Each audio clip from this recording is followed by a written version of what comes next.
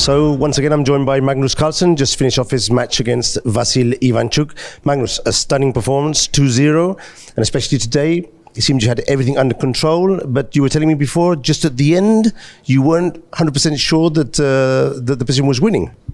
Yeah, well, first of all, I think, well, he caught me out in the opening again a bit, and I wasn't so sure what was going on there.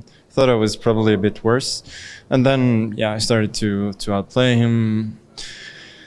Then he offered me a draw right after move 30, when I thought for a bit about this queen exchange, and I thought at that point that I thought there were some practical winning chances, so and no chances of losing. So even though like it's a little bit of a moot point that to play for a win there, I mean, I thought the end game was interesting, so I thought let's go for it. And clearly he was pretty dejected at that point. And then later he blundered a pawn with king d3, and I mean it's a very instructive pawn ending there, which is winning for black.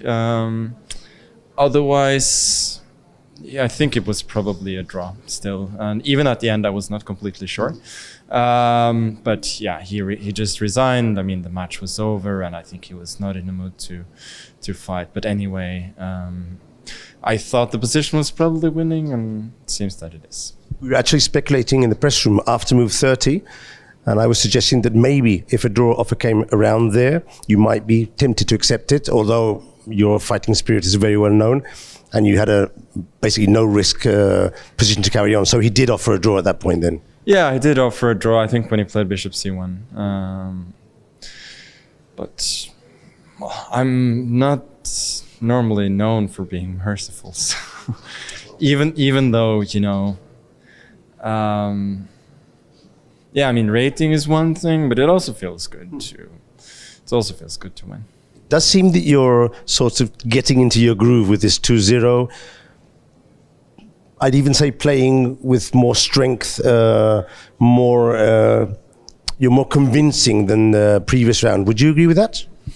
Not necessarily. I think both yesterday and today, I think I was on the defensive, to be honest, out of the opening both times, spending a lot of time not really finding the solutions, and it only looks convincing because he started making mistakes at some point. So tomorrow you have a rest day, others will be fighting in the tiebreak, and of course there's still a game to be played, but most likely you'll be facing Gukesh in the quarterfinals. What do you expect from that matchup if it occurs? I think now, well, I'm obviously very happy to be in the quarters. It didn't look like that necessarily a few days ago, and I'm very happy to get a rest day. Well, we're in the quarters, so you sort of expect to be playing the very top guys, and the way he's playing now, Gukesh is one of them, and you know, I haven't seen his game today, but or much of it, but it's obviously likely.